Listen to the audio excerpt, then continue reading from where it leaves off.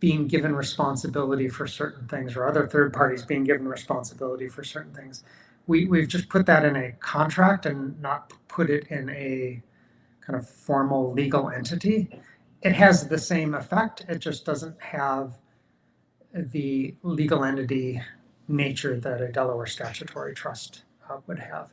Yeah. So if you look at and I guess before we get into the slide, I think one of the other things that we wanted to do is make sure that, as a lender, when you're doing a traditional securitization, you want to make sure that the assets are being transferred away from the parent into a special purpose SPV, so that SPV is bankruptcy remote. So the parent, which would be the asset originator, if you will, if it has an insolvency issue, or if it has some other type of credit event, that doesn't impact the SPV because the SPV is bankruptcy remote. So we have, the structure is, the parent is selling the assets to the SPV. The SPV enters into this indenture trust with the trustee. We'll get a little more into the details of that. The SPV pledges all of its assets to the trustee, such that in the unlikely event that there's a problem, the trustee has a security interest over the assets of the SPV and can, quote, take control.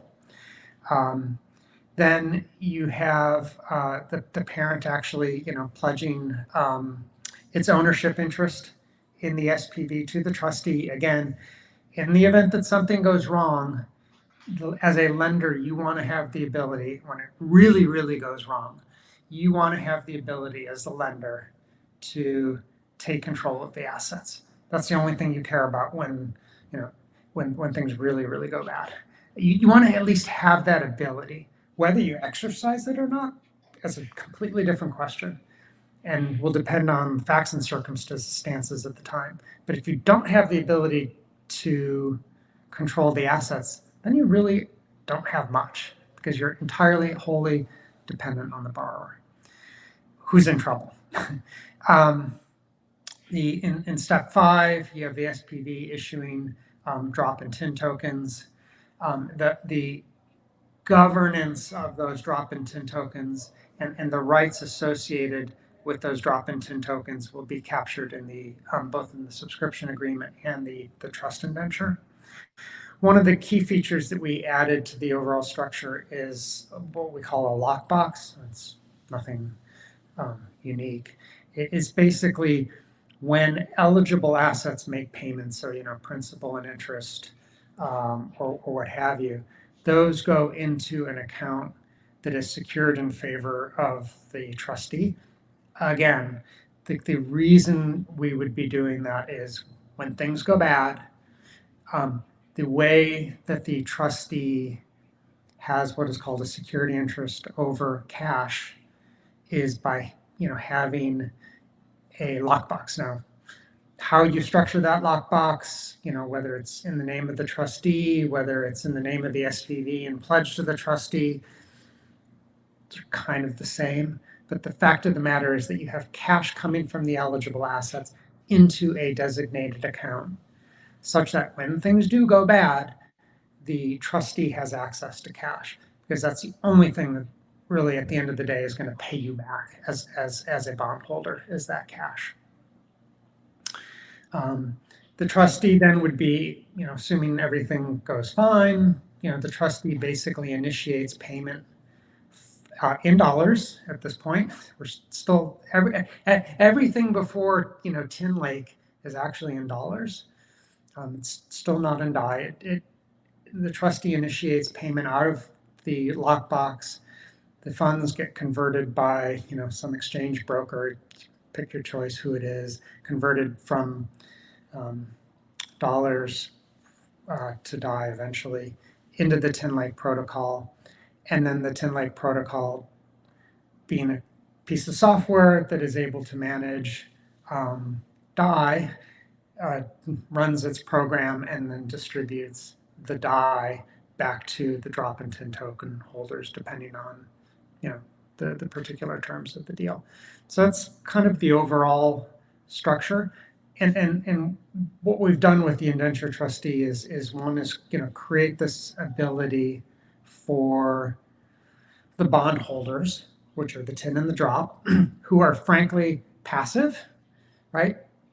To have the ability, in the event that there's an issue, to actually access the underlying assets. Because if they don't have the ability, when the shit hits the fan, they don't have the ability to access the underlying assets, they have nothing. And that's not a position as a bondholder you want to be in. So frankly, all we're doing here, it's not super creative, actually. It's really just a traditional finance structure with a crypto, software protocol overlay that's represented by Tinlake. Eli, anything else you want to add to that? Just to go back a little bit, I think one of the main reasons why we didn't go with the Delaware statutory trust was because it's a very U.S. centric structure, and since as Centrifuge as we work with a lot of different issuers, and we are certainly keen to work with the issuers on a global basis, and the maker community, of course, is a global community as well. So to the extent that we could create a solution which was scalable for non-U.S. structures and non-U.S. issuers, we thought that was a better approach. Obviously, it is still a U.S. structure because the documentation that we've got is U.S. Law based, but it is a structure which is more scalable than the Delaware Statutory Trust would be. And that's a great point, Eli. And the other thing that I would add is nothing that we've done in the Indenture Trust Agreement can't be replicated in Guernsey, in Jersey, in Luxembourg, in the UK. The concepts are the same. So actually, it made a lot of sense for us to do something other than the Delaware Statutory Trust, simply because when I talk to Canadian lawyers, I know Canada's right next door, right? And they're like, they don't even understand what the Delaware Statutory Trust is. It's a very, very U.S. centric concept, whereas a trust is, that in and of itself is actually very common law centric. So the French don't necessarily have the same concept as a trust that the English do. So if you look at civil law jurisdictions, doesn't really work as well. So even the concept of a trust, whether statutory or otherwise, is very common law. UK, US, Canada, and the like.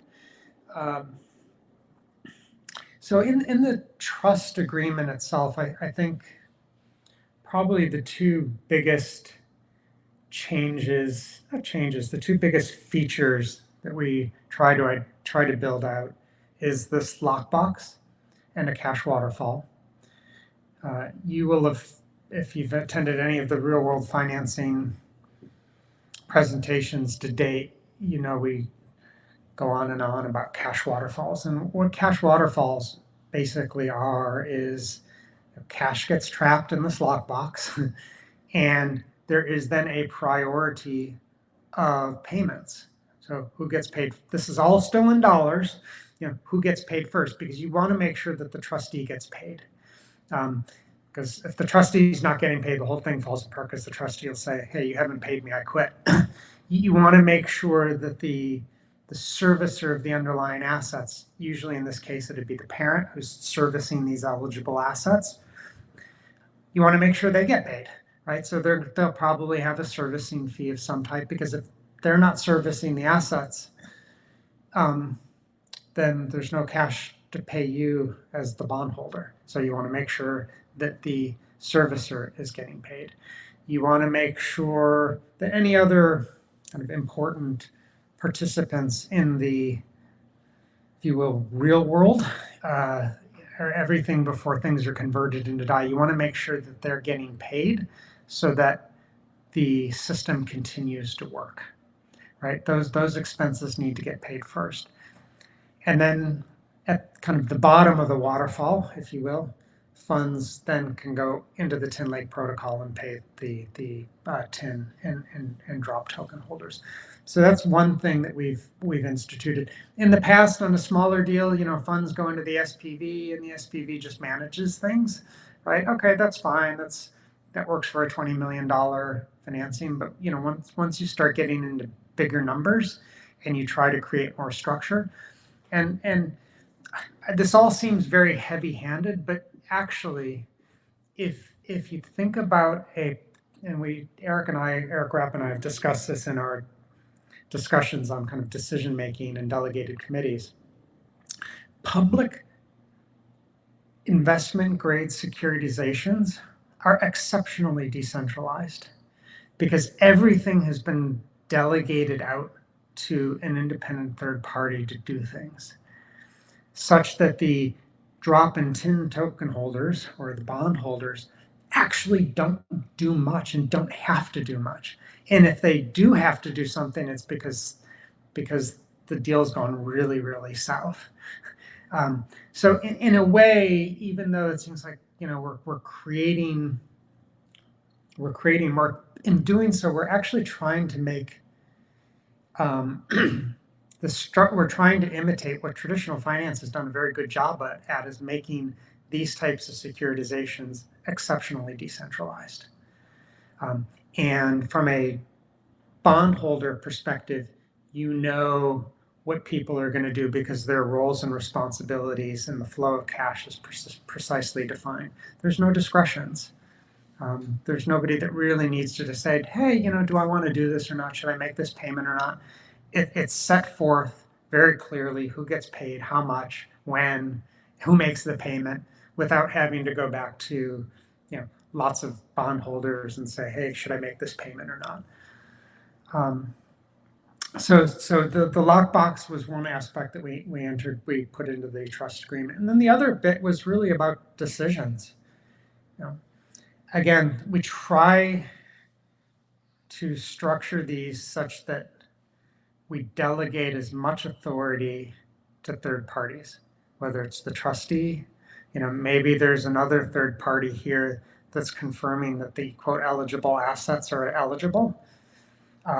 Maybe it's the trustee that actually checks that the eligible assets are eligible. But you generally don't want the borrower to say, hey, yeah, these assets are eligible without somebody checking it, because you're basically trusting the borrower, right? And like I said, I love borrowers, but lenders don't trust borrowers, right? Because that's a fraud vector, frankly. So you have a third party checking the assets to make sure that they satisfy the requirements. And just as a point, this is exactly what we're doing in the Huntington Valley Bank transaction, where the trust is engaging a third party to confirm. Huntington Valley Bank will bring a participated loan and say, hey, I want to sell this loan to the trust. And we have a third party look at the quality of the loan, look at the parameters that have been agreed and say, hey, does this loan meet those requirements? Yes or no. If it does, then the trust buys it. If the answer is no, then the trust doesn't buy it. It's very simple. And it doesn't actually involve anybody. It doesn't involve the real world finance core unit. It doesn't involve anybody in Maker. It's a authority that's been delegated to a third party. Mm. And it's the same concept here.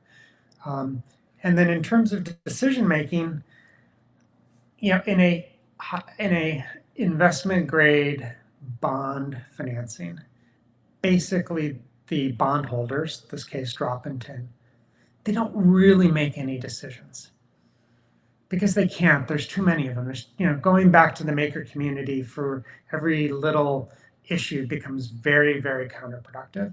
Much like going to 10,000 bondholders of a Ford Motor Credit, credit corporation, $5 billion bond, going back to all the bondholders for every little decision just doesn't make any sense. So we've said, okay, what are those things that really need to go back to the bondholders, in this case, the tin and the drop, for decisions? And as we've indicated in our prior presentations in the delegated committee, these are kind of the sacred rights and kind of lender sacred rights, really big decisions as to whether or not, like enforcement of a security interest, a restructuring of the underlying debt. So let's say there is a default and the SPV, its business has been not a complete failure, but it's been a failure enough that it can't repay the debt.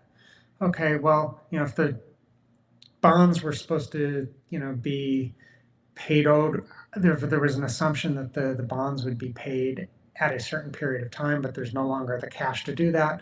How do you restructure the debt?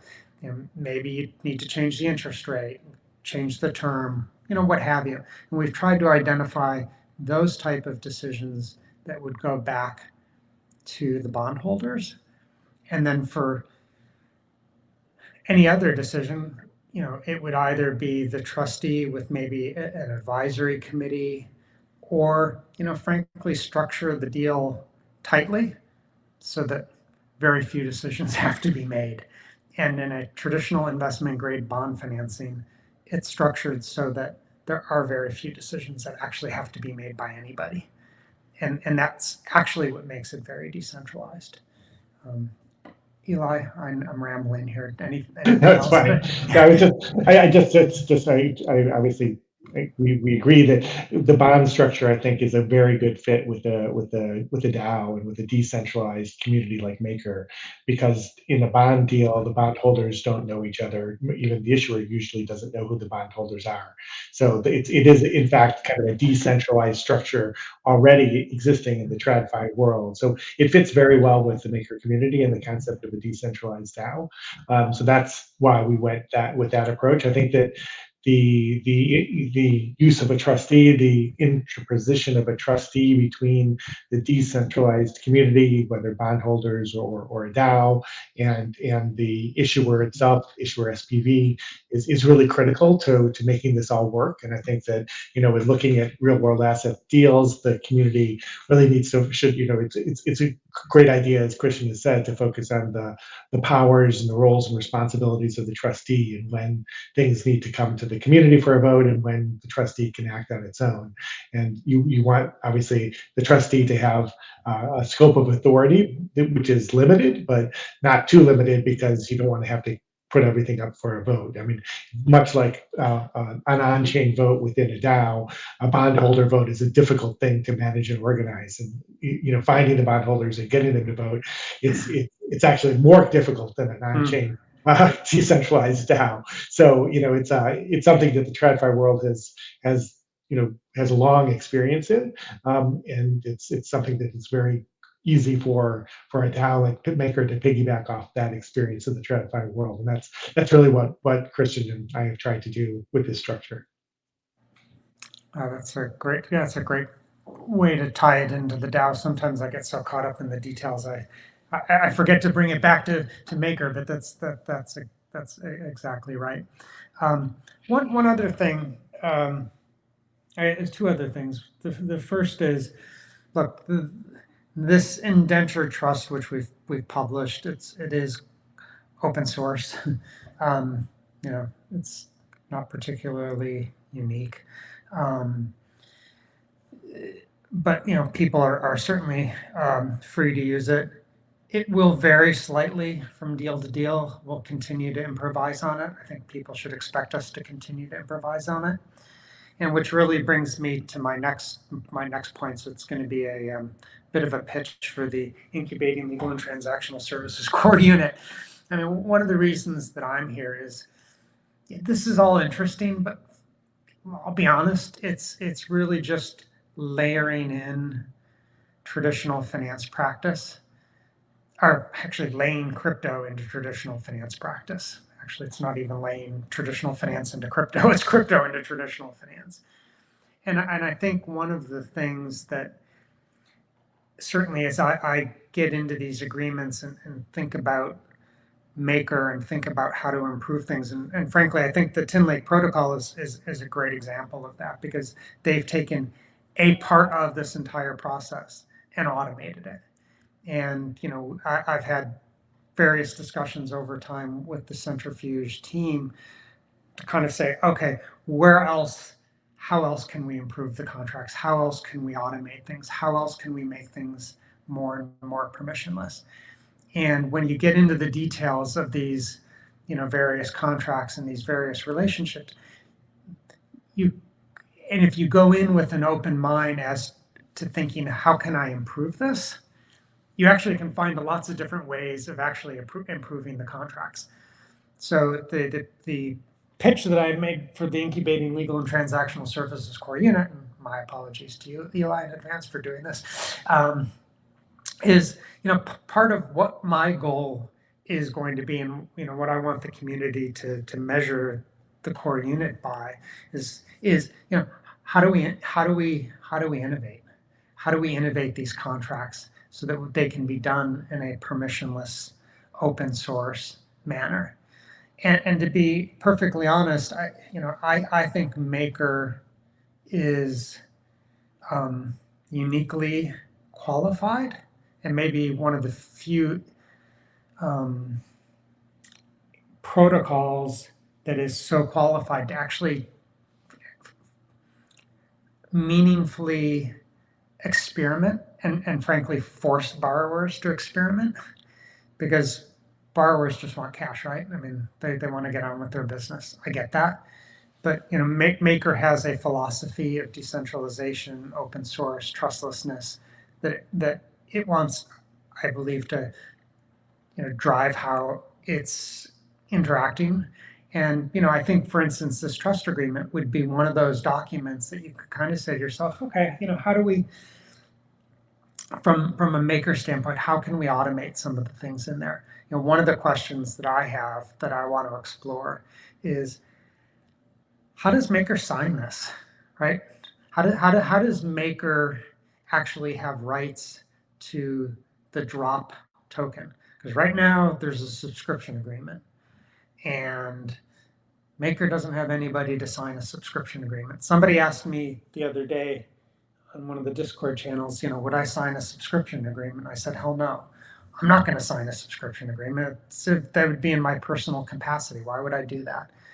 But are there ways that we can begin thinking about the subscription agreement, maybe as a recording contract? Do we rethink how, parties evidence signatures such that, maybe by having the vault open, having DAI go out, that between ourselves and the SPV, that represents a signature of a type, such that you can have a contract that combines both kind of a smart contract component and a natural language component. So those are just kind of some of the things that that I'm excited with Centrifuge, because I think they, the Tin Lake protocol, they clearly saw that need to automate. And there's lots of different points along this chain where we can begin to automate. Obviously, the biggest part where we can begin to automate is the US dollar lockbox. And one of the first questions that I had for Centrifuge back in November is, does your software work with a bank account in dollars? And unfortunately, it doesn't, right? It works for DAI. But frankly, why can't we automate the lockbox? I mean, when you think about a cash waterfall is if A then B, if B then C, and it's just you're going down you're going down a prioritization, and if there's enough cash to pay those payments, then you pay them. It's very, very simple. So just trying to think about ways to innovate at different levels of the contract so that you can remove some of the human element of it, and reduce some of the frictions that otherwise exist. Eli, I don't know if you have anything on that point. There's like I said, a bit of a pitch for LCS, yeah. So I apologize. No, that's okay. Just to add, I mean, I think that this work, that it's really you and I that did this work for them, this indenture, and pretty much just you and I. It is you're being a bit modest. The indenture that we've created is something unique, and it is very innovative. There's nobody else doing this in this space right now. Nobody else has got a a trustee arranged structure with a lockbox for a tokenized real world assets yet. I mean, I think this will be the model. I think this should be the model going forward, because it is providing like a full level of TradFi investor protection in a way that most everything else you see in the RWA space just does not. So, I think don't be too modest. It's a big step that we're doing, and if we can get this implemented in a real deal, it's gonna change the way people think about the space. Yeah. So there were a couple of questions. So I'm going from the top of my screen to the lower. So it says, what are the trustees' pre-default duties compared to a DST structure, and how will it protect MakerDAO, and how would those pre-default duties differ from country to country? So I think the pre-default, frankly, pre and post-default duties can in effect be the same. Because again, the Delaware statutory trust is a legal entity with a trustee. Okay, that's all it is. An indenture trust is, a Delaware statutory trust is a legal entity that has a written trust agreement with a trustee. A indenture trust is an agreement with the trustee. So the only thing that's missing between the two is the legal entity. So generally, the roles and responsibilities of the trustee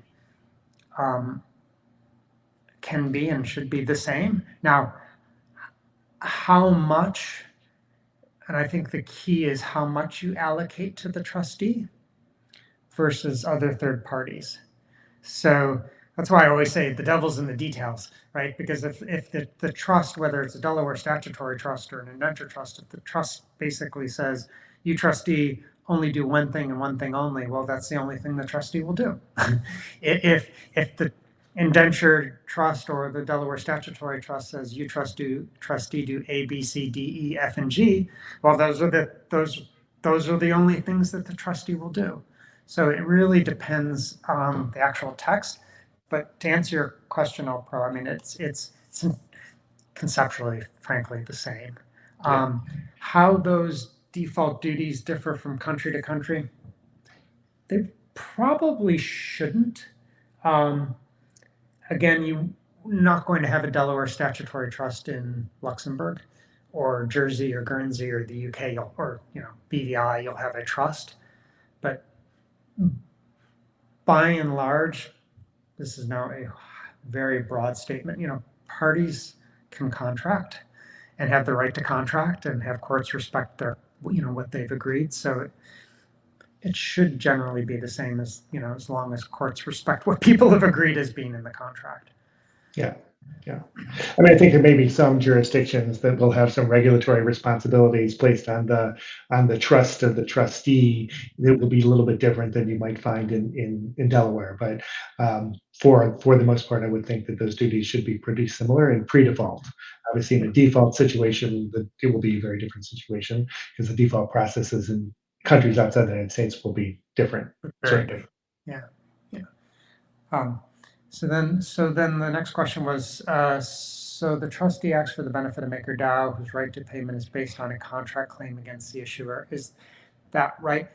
Yeah, and but MakerDAO is the drop and the tin, technically. I mean, there's a senior and subordinated tranche. So technically the trustee is acting for both of their benefits. Yeah. Obviously, the drop will have more sway, if you will, because they're the senior.